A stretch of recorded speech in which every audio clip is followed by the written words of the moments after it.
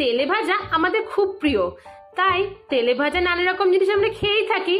ভাবলাম একটু অন্যরকম তেলে ভাজা হলে কেমন হয়। দেখো কি বানাচ্ছি। আমাদের বাড়িতে কুমড়ো গাছ খুব সুন্দর হয়েছে, তো সেই জন্যই আমাদের বাড়ির কুমড়ো গাছের পাতা দিয়ে একটা নতুন ধরনের রেসিপি বানিয়ে তোমাদের দেখাবো। দেখো কিভাবে কি বানাচ্ছি। পাতাগুলো এতটাই বড় বড়, মানে তোমাদের কি বলবো, এর থেকে ছোট পাতা হলেও সুবিধা হয়, তো এটা খুবই বেশি বড়। যাই হোক, দেখো আমি পাতাগুলো কেটে নিলাম, দিয়ে ভালো করে ধুয়ে নিচ্ছি।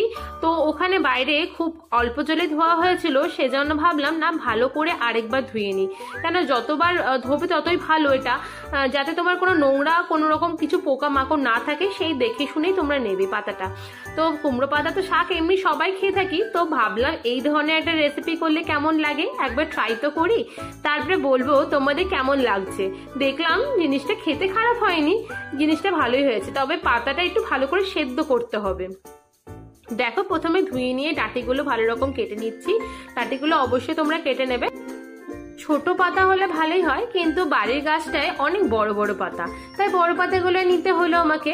দেখো পাতাটা ভালো করে নুন জল দিয়ে কিছুক্ষণের জন্য ভাপিয়ে নেবো, প্রায় সেদ্ধই বলতে পারো, কেন সেদ্ধ না করলে জিনিসটা একটুখানি মানে দেখবে কুমড়ো পাতার রোয়া রোয়া থাকে অনেক, সেগুলো মুখে লাগবে, সেই জন্যই বলছি একটু সেদ্ধই করে নেবে। দেখো এপিট ওপিট করে ভালো করে, মানে যাতে পাতাটা ভালো করে ডুবে জলের মধ্যে, সেই জন্য এপিট ওপিট করে ভালো করে নরম করে নেওয়া হচ্ছে প্রথমে, তারপরে সেদ্ধর জন্য কিছুক্ষণের জন্য রেখে নেবো। কেননা এটা পাতাগুলো এতটাই বড়, মানে কড়াইটার থেকেও বেশি বড়, সেজন্যই। আর বাড়ির গাছটা অনেক কুমড়ো যেন ধরেছিল, কিন্তু মাচা করে দেওয়া হয়নি, সেজন্যই তোমার ঠিক মতন কুমড়োগুলো হলো না।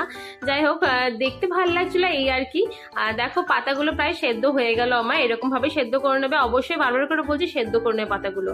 আর দেখো এখানে একটা ব্যাটার গুলছি, তো এটা রেস্টে কিছুক্ষণ ব্যাটারটা রাখতে হবে, সেজন্য আগে গুলি তোমাদের দেখিয়ে নিচ্ছি জিনিসটা।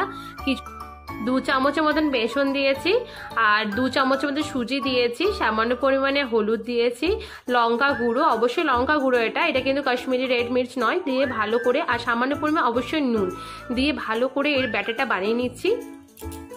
জল দিয়ে গুলি, অবশ্যই প্রথমে পুরো জল দিয়ে দেবে না, কেননা ব্যাটারটা কতটা ঘন করবে মানে দেখে নাও, সেরকম ভাবে তোমরা জলটা দেবে, একটু একটু করে জল মিশি করবে। দেখো ব্যাটারটা এরকমই হবে।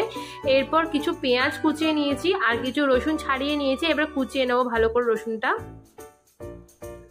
এটা পুর ভরতে যেটা লাগবে আর কি। তো এটা একটা অন্যরকম জিনিস ট্রাই করেছি, খেতে সত্যি খুব সুন্দর হয়েছিল, সেই জন্য ভাবলাম জিনিসটা হেলদিও হবে আর তোমাদের সাথে শেয়ার করা হবে, খেতেও ভালো লাগবে, সেজন্যই জিনিসটা দেখালাম তোমাদের। দেখো এটা কাঁচা লঙ্কা কিছু কেটে নিয়েছি, আর